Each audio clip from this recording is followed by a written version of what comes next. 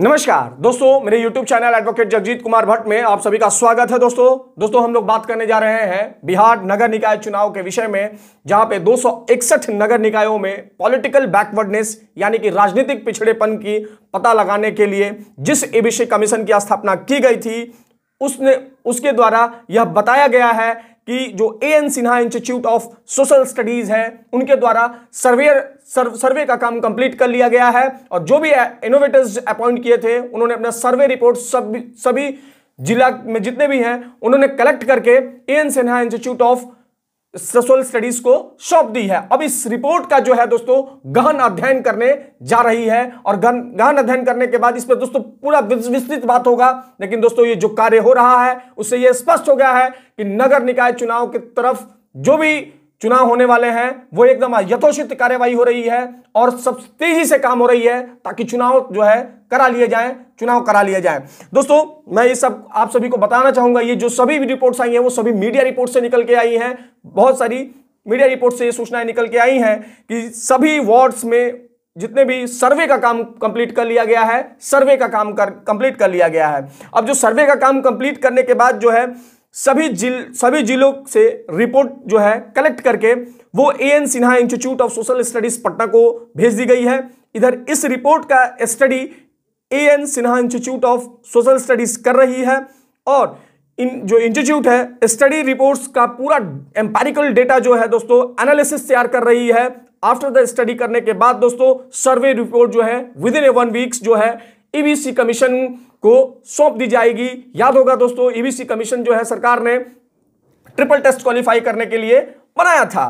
दोस्तों EBC commission के इसी आधार पर आरक्षण का नया रोस्टर तैयार करेगी और बिहार स्टेट इलेक्शन कमीशन को भेजेगी। तत्पश्चात बिहार स्टेट इलेक्शन जो है इस रोस्टर पर जो है सेटिस्फाइड हो जाती है तो फिर से नए सिरे से इलेक्शन कराने को लेकर के अधिसूचना जारी करेगी। अब याद रहे दोस्तों कि जो भी ये सर्वे कराया गया है, इस सर्वे में अगर कोई भी त्रुटि पाई गई तो मामला फिर से before the honourable supreme court के सामने चला जाएगा। मैं दोस्तों बात इसलिए कह रहा हूं क्योंकि ये जो अभी काम हो रहा है, सर्वे का काम हो रहा है, सर्वे का रिपोर्ट का एनालिसिस तैयार कर रही है जो एएन सिन्हा इंस्टीट्यूट है, तो ये एक बहुत बड़ा कदम है इलेक्शन कराने के संबंध में और लगता है कहीं ना कहीं अब जो है इलेक्शंस होंगे। दोस्तों मैं आप सबको एक सभी बात बता देना चाहूंगा कि इससे पहले जो चुनाव की अधिसूचना जारी की गई थी, याद रखें दोस्तों, वो इलेक्शन जो है कैंसिल किए गए हैं, रद्द किए गए हैं। बार बार मेरे कमेंट बॉक्स में लिखे जा रहे हैं लोगों की तरफ से कि स्थगित कर दी गए हैं। मीडिया रिपोर्ट्स में आ रहा है कि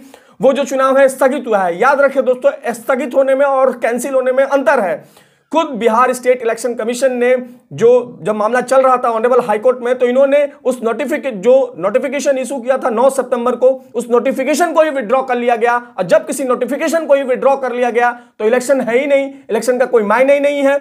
तो जब ये रिपोर्ट्स जो है एएन सिन्हा इंस्टीट्यूट जो इस रिपोर्ट का एनालिसिस कर लेगी तो वो ईबीसी कमीशन को रिपोर्ट सौंप देगी और फिर ईबीसी कमीशन जो है वो बिहार स्टेट इलेक्शन कमीशन को देगी और बिहार स्टेट इलेक्शन जब इस पर सेटिस्फाइड हो जाएगी तो आराम से इलेक्शंस हो जाएंगे दोस्तों मैं आप सभी को एक चीज और भी बताना चाहूंगा कि ये इलेक्शंस जो है क्यों रद्द कर दिए गए थे या इसे क्यों कैंसिल किए गए थे। तो 4 अक्टूबर 2022 को जो फैसला आया था ऑनरेबल पटना हाईकोर्ट की तरफ से, ये जो कहा गया था बिहार स्टेट इलेक्शन कमीशन को कि आप जो है ये इलेक्शन आप कराएं, हमें कोई दिक्कत नहीं है, ऑनरेबल हाईकोर्ट ने कहा था, बट आप जो है इसमें ट्रिपल टेस्ट क्वालिफाई करवाएं।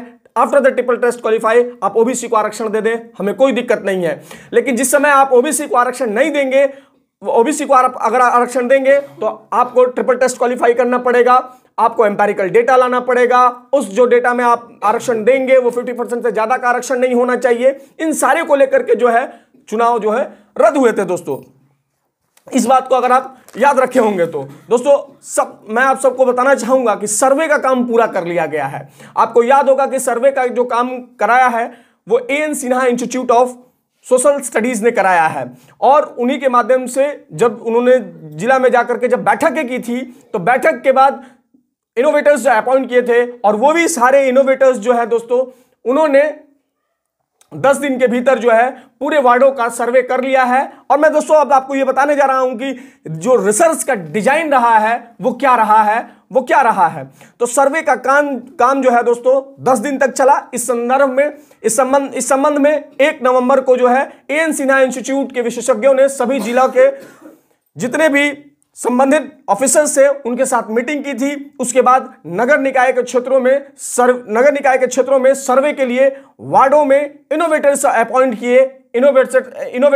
किया गया। इंस्टीट्यूट में स्पेशलिस्ट जो ऑफिसर्स थे उनका कहना है कि सर्वे रिपोर्ट का एनालिसिस हम बहुत ही गंभीरता से और बहुत सूक्ष्म तरीके से कर रहे हैं, और जैसे ही हम इसका रिपोर्ट का कर लेंगे, त्रुटिपूर्ण इसका जो जांच कर लेंगे, तो ये जो है हम लोग ईबीसी कमीशन को सौंप देंगे। ईबीसी कमीशन का अब दोस्तों ये जो मैं बात आपको बताने जा रहा हूं कि किस तरीके से ये सारा कुछ किया गया है सर्वे का काम, तो नगर निकाय के क्षेत्रों में जो भी अति पिछड़े की क्या स्थिति है, इस सभी के लिए डीएम ने सभी वार्ड्स में 2-2 इनोवेटर्स को अपॉइंट किया with the consent of A N Sinha institute. क्योंकि सारा सर्वे का काम, सारा कुछ जो है एएन सिन्हा इंस्टीट्यूट कर रही है, एएन सिन्हा इंस्टीट्यूट कर रही है। दोस्तों इसमें जो इनोवेटर्स अपॉइंट किए गए हैं, ये जब सर्वे करने के लिए जब वार्डों में जा रहे हैं तो ये कुछ सवाल पूछ रहे हैं फैमिली मेंबर्स से, जैसे कि इस सवालों का, जैसे ये जो कमीशन की स्थापना है, ईबीसी कमीशन की स्थापना की गई है तो पॉलिटिकल बैकवर्डनेस का पता करने के लिए की गई है।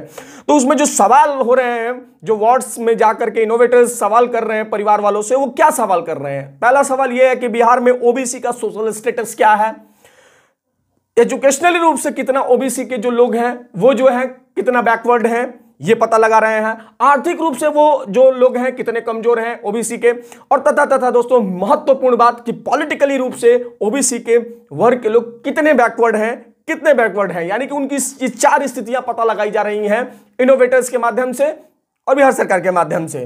दोस्तों मैं आपको यह भी बताना चाहूंगा कि एक वार्ड में 50 परिवार का जो है सर्वेक्षण हुआ है। सर्वेक्षण के लिए प्रत्येक वार्ड में 50 परिवार जो है एक तरीके से चिन्हित किए गए हैं। परिवार के सदस्यों की उनकी इकोनॉमिकल कंडीशन क्या है, उनका सोशल स्टेटस क्या है, सोशल रूप से वो कितने एक्टिव हैं, तथा परिवार में कितने लोग जो हैं एजुकेटेड हैं या हायर एजुकेशन कितना लोगों ने लिया है। परिवार में कोई व्यक्ति ऐसा तो नहीं है जो त्रिस्तरीय पंचायत है उसमें अपॉइंट हुआ हो, जैसे नगर निकाय हुआ या पंचायत में कहीं अपॉइंट हुआ हो, किसी पंचायत में या किसी भी तरीके का वो पॉलिटिकल पार्टीज में पार्टिसिपेशन तो नहीं किया है उन्होंने।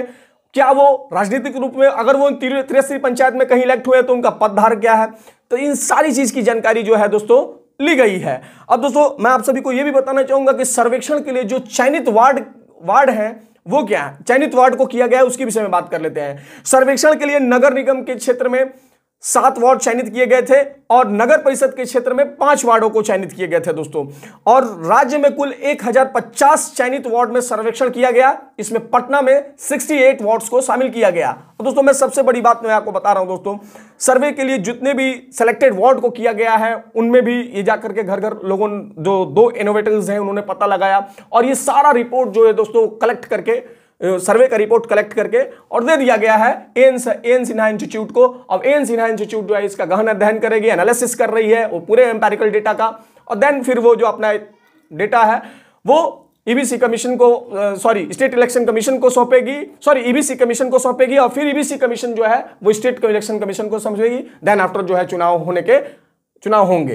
दोस्तों अब सबसे बड़ी बात कि 261 नगर निकायों में ओबीसी का सर्वे का काम जिस तेजी से हो रहा है और जिस तेजी से किया गया है बिहार सरकार की तरफ से, वो कहीं ना कहीं ये दर्शाता है कि बिहार सरकार प्रतिबद्ध है नगर निकाय चुनाव को जितना जल्दी हो सके कराने के लिए। दोस्तों आपको भी लगता होगा कि नगर निकाय के चुनाव जल्द होने चाहिए, चूंकि ऑलरेडी जो है बहुत सारे रिसोर्सेज लग चुके हैं बिहार सरकार के, इतने सारे पैसों का लॉस हुआ है, इतने सारे लोगों का जो है हैरेसमेंट हुआ, एक तरीके से मेंटली कहा जाए कि मेंटली लोग बहुत सारे हैरेस हुए हैं। तो उन सब के बीच में ये है दोस्तों कि जितना जल्दी हो ये चुनाव होना चाहिए, ये जितना जल्दी हो ये चुनाव होने चाहिए और होंगे भी जिस तरीके से सरकार के रवैया हैं। दोस्तों बाकी आप क्या मानते हैं अपने कमेंट बॉक्स में राय दें। देखते रहे मेरा यूट्यूब चैनल दोस्तों, शेयर करें, सब्सक्राइब करें, लाइक करें मेरे यूट्यूब चैनल को दोस्तों। धन्यवाद दोस्तों, धन्यवाद।